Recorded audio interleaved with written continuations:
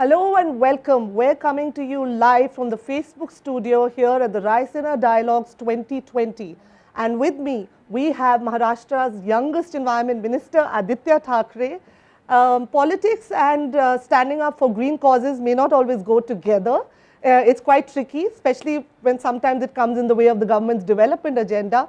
But we have a politician here who stood up for green causes even before he became Environment Minister. So Aaditya, I'd like to start by asking you, where did you get this passion for green issues from? So the passion is actually in my blood because my brother is a conservationist. He's discovered a couple of species of crabs, pythons, and he's pretty much the Mowgli of our family. Okay. He travels in a lot of forests and everything that way. My father's been into conservation and wildlife photography. My grandfather's been into wildlife. Right. So this whole thing of flora fauna is in the family. Of course, I stay a little away from as close as my brother goes, but yeah, it's something which is very essential. And like you said, politics and environment. Yes. Today, I believe that it's time for all of us to speak about it, because in most of our manifestos, we've been promising internet hotspots, Wi-Fi hotspots. Probably in the next 5 years, if we go the way we are going right now, we'll have to promise oxygen hotspots. Right. Oxygen hotspots, and that in fact is our topic today. We're discussing air pollution and urban governance. And I know that the task ahead for you is not going to be easy, because Maharashtra has more than 17 cities that are just way above the charts as far as air quality is concerned. The government has launched, the central government has launched the National Clean Air Program. We know that 10 cities in Maharashtra have not even submitted their plans. So how are you going to tackle with this, especially given that Mumbai, in fact, on some days has even beaten Beijing when it comes to air quality? So of course, we are a little lucky with the sea next to us, but obviously, just not air pollution, we can't treat pollution in different silos. We cannot treat them as different compartments. We need to look at every type of pollution today, because if you see climate change, yes, about 10 years ago, 15 years ago, you could say that, okay, it's coming. Today, climate change is here, and it's here to stay. We have to adapt ourselves to climate change, and be it water pollution, be it plastic pollution, be it air pollution, all of this has to be tackled in a very policy-driven manner, and something we treat as an emergency. right. Because I remember back in 2003, 2004, when I was in school, the movie The Day After Tomorrow, it actually seemed like the day after tomorrow. Yes. It's here now, it's today. And everything that we see around us, be it the agrarian crisis, be it any urban crisis, be it floods, be it storms, it's to do with climate change. Air pollution, we don't have a marine litter policy as yet. So I'm working on that now. Right. Because finally, when you talk of pollution, it is everything to do with all of us. And Yes. the amount of disconnect that's happened for humans from nature, the only connect we have, and the only way we realize it's polluted or not is when we pop an anti-allergy pill. So I think we need to come a lot more closer. And some of the things that we are adopting in Mumbai city, and of course across Maharashtra, was 2 years ago, my friend Afroz and me and the then Environment Minister, all of us drafted this bill on banning of single-use disposable plastic. Yes. So that is one thing I really want to enforce Right. to the T right now, bringing people into a movement rather than just make a ban out of it. Another thing we're working on is urban forests. Yes. I think that is very crucial for us. I was going to come to that, because I know that the RA forest issue was big in Mumbai, and you at that time did come forward and say that you do not support the cutting of trees, and I think it's all linked. You're absolutely right, because we see trees as trees, but we don't see it as linked to air pollution or No, and there was one more view to that. I mean, of course, see, there are times, let's be honest here, that there are times in government where you have to allow some trees to be cut or transplanted or moved. Yes. And we'll be, blindfolding ourselves if we say that, okay, there will be no trees being cut. But when there are things like the RA forest, now the reason why I opposed deforestation in RA is it's not just about 2,700 trees. That itself is a big number, by the way. Yes. But you have a leopardus with 9 cubs there. You have the floodplains of the Mithi, which is so crucial to Mumbai. You have microorganisms there. You have rusty spotted cat, which is quite endangered. And if you have so these rare things to there, see a politician talk about a rusty spotted cat. It's that's because of my brother. Actually. Okay, please. But no, it's and if we look at our city, it's one of those few cities, or probably one of the rarest cities in the world, where you have a forest within a metro city as buzzing as Mumbai can be. Yes. So to destroy RA, when you have an alternative, was, I think, criminal. And you know, that But is tell where me, Aditya, I mean, on a serious note, isn't it, it's dichotomous, because governments do typically, they need industry, they need land, and so typically you will come in conflict with whether, you know, it's your natural resources, it's the sea, it's the mud flats. So are you going to say no to everything? No, see, how do you process it in your obviously mind? everything that we do will create a certain amount of conflict in nature. Yes. And we cannot be saying let's not do this, let's not do that, but there is a way to develop in a very sustainable manner. And in terms of, for example, whilst we are also creating a lot of infrastructure in Mumbai, so you have a lot of metro work going on, a lot of redevelopment of buildings, and you cannot stop that. Of course, that is creating a lot of dust, creating a lot of pollution, and that's for another year. But along with that, we've planned urban forests. We've taken about 66 plots of the municipal corporation, by the municipal corporation itself, which were not being used for anything else, and we're planting about 400,000 trees there. Okay. So these are things you can obviously create. You need to travel from one place to another. Yes. You need mobility, but you can move towards electric mobility. And while you do that, you create an ecosystem, because the electric mobility has to be charged by clean fuel. Yes. You know, you can't burn coal and have electric mobility. So you need solar panels, you need renewable energy. Yes. So if you can create renewable energy, you can create e-mobility, you can have ecosystems of that, plus a circular economy, because not all plastic is bad. You know, we've come to realize that there are alternatives, positives, negatives for everything.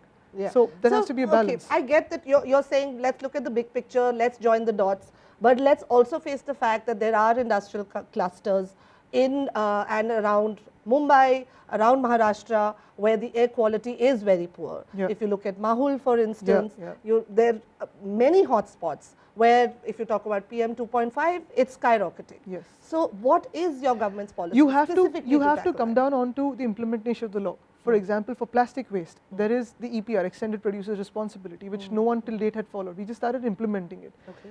We have common effluent treatment plants being set up in all the MIDCs, our industrial towns. We've been setting up STPs, state-of-the-art emission control measures. And this year onwards, we've started rating cities and we've started rating industries on pollution. And that is how we look at incentives being given to cities. Another aspect we're looking at is to go very, very local into smaller households. See, of course, we look at the industries, we look at the MIDCs, we look at industrial areas, but we tend to ignore households. A thing like solid waste management, again, that leads to pollution. The story of Mumbai, which gives me real big hope, is till 2017, our daily collection of waste was 10,000 metric tons a day. The court thought it will go up to 14,000 metric tons a day, and we started segregation. Back then, about 40% started complying, the bulk generators. From 2017 to 2019 end, we could bring it down to 6,500 metric tons a day. And is that through recycling, or it's is just that through segregation of waste, composting, plus for societies and buildings that have solar panels or STPs, we're giving property tax rebate. So these are things that we are bringing in so that people themselves get involved. And today, a lot of young people, girls and boys, kids, have started realizing the effects of pollution.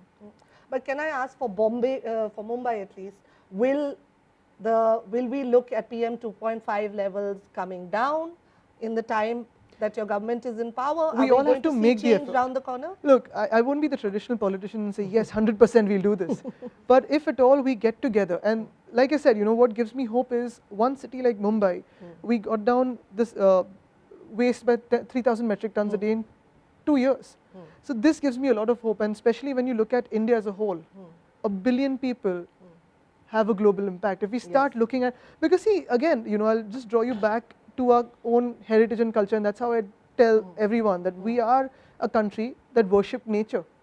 The 5 elements that were originally worshipped in our culture were nature. The moment we got them into idols, we started ignoring nature and we got into, you know, so we just have to go back to our roots. And is it sometimes controversial for you to have taken this stand saying, I support green issues? Do you find that within your own government, within your own party, there may be people who may say, but you know what, no, but we need development and all this can come later. How do you tackle it? It's actually become more helpful for me, because what happens is a lot of our own local elected representatives have started getting onto these drives about tree plantation, cleanliness, beach cleaning, because I see a lot of young, party members go up to the beach on Saturdays or Sundays, and start cleaning the beach or the Mithi River. So it's become quite cool within the party, and I think other parties also doing their bit. So it's because everyone started realizing what this issue is about. Right. So let me stir the pot a little bit over here.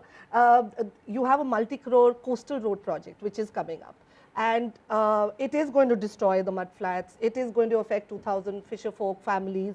What is your stand on it?